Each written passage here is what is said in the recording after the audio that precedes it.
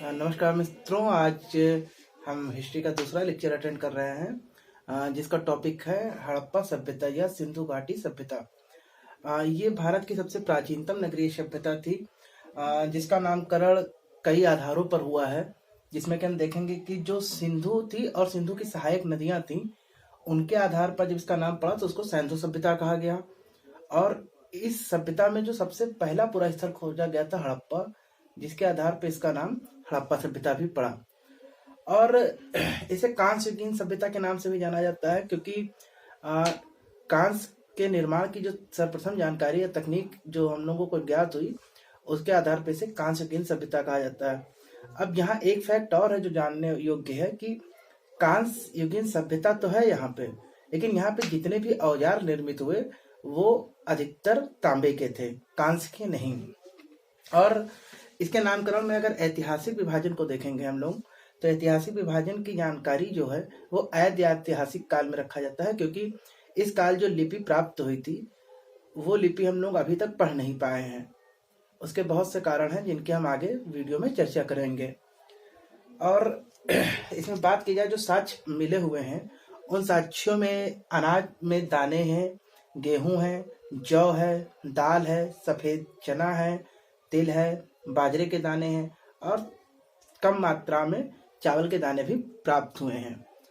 और इसमें कुछ हड्डियां भी प्राप्त हुई हैं। ये विशेषता उल्लेखनीय है, एनसीईआरटी में इस तरह लिखा हुआ है, इसलिए हम आपको बता रहे हैं। एनसीईआरटी में जो लिखा हुआ है इसमें दो तरह की हड्डियां मिली हैं, एक जंगली और पालतू। पालतू में है मवेशियों की हड्डी है, भेड़ की हड्डी है, बकरी, भैंस, सुअर।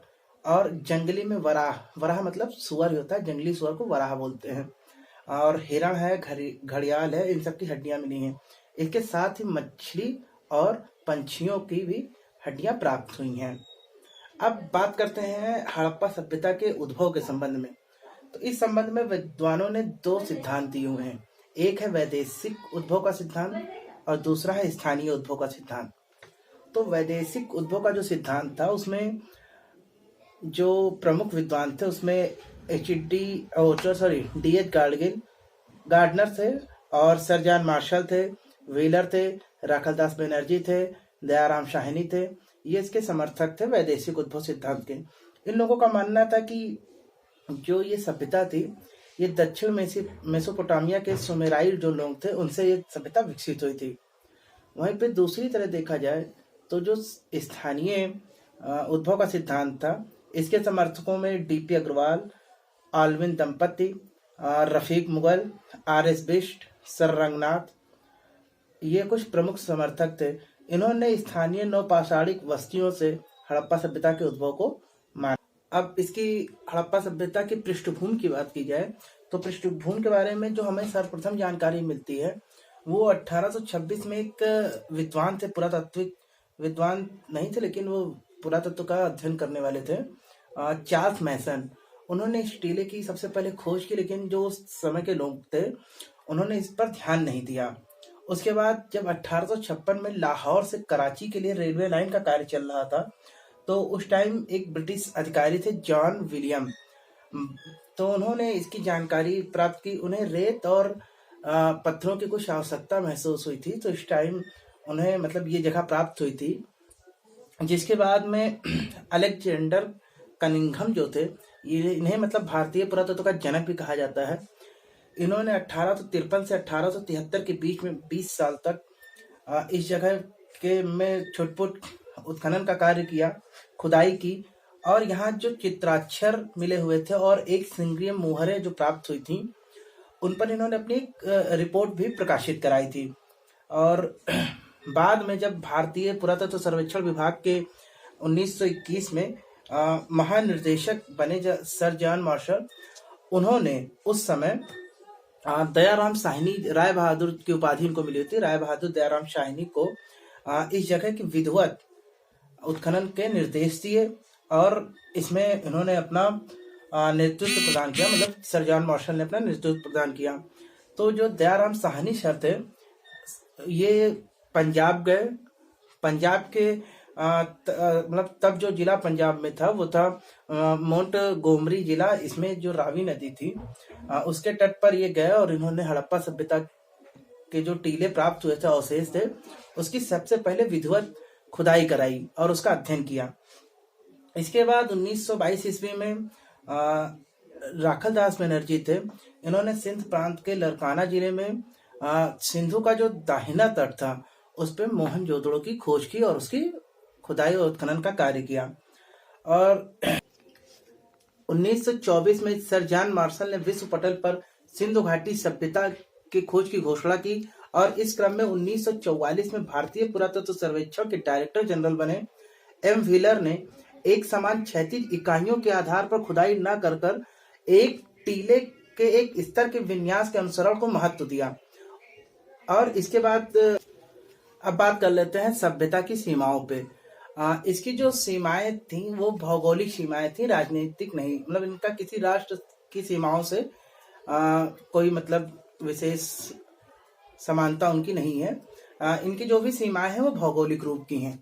क्योंकि जब भारत का विभाजन हुआ, उपमहाद्वीपीय विभाजन हुआ, तो इसके जो अधिकांश क्षेत्र थे वो पाकिस्तान में चले गए। नए अन्वेषणों में भारत में जो उसके बाद जब विभाजन हो गया तो उसके बाद नए अन्वेषण हुए, जिसमें भारत में लोथल, कालीबंगा, राखीगढ़ी और सबसे नवीन स्थल जो खोजा गया है धौलावीरा, इन सब की खोज हुई। अब सीमाओं में अगर बात करें तो सबसे उत्तर में मांडा था जो चिनाब नदी के तट पे था। जम्मू कश्मीर में जम्मू कश्मीर का एक जिला पड़ता है अखनूर जिला।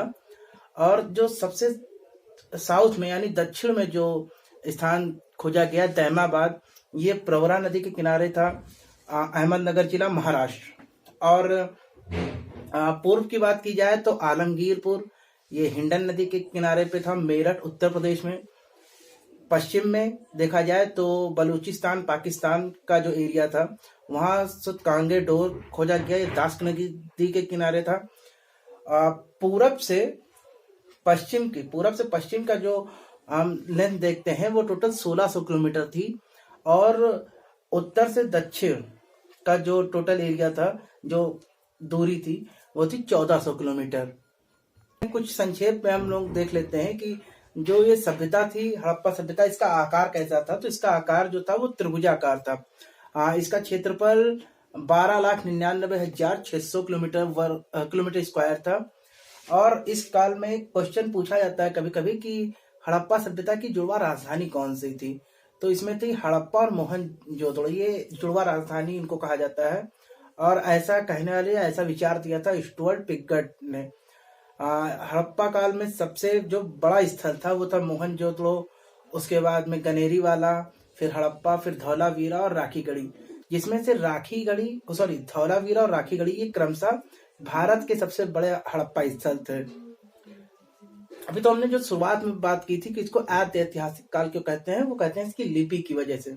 अब इसकी लिपि हम लोग के लिए सोचना होता है कि लिपि क्या थी। तो इसकी लिपि थी चित्राक्षर लिपि, अर्थात उसमें कुछ चित्र बने हुए हैं। टोटल 400 चित्र अभी तक मिले हुए हैं, 400 अक्षर जिनको हम बोल सकते हैं, जिनको पढ़ा नहीं जा सका है।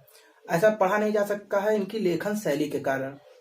इनकी लेखन शैली जो थी वो थी दाएं से बाएं और फिर बाएं से दाएं, जिसको बोस्टोफ्रोदन लेखन शैली, गौमूत्रिका लेखन शैली या हलाव्रत लेखन शैली भी बोला जाता है। और यहाँ पे एक ध्यान देने वाली बात है कि अशोक के येर्रागुडी ऑफ लेक जो मिला था कुरनूल आंध्र प्रदेश से, वो भी कुछ ऐसी ही लेखन शैली में लिखा गया था।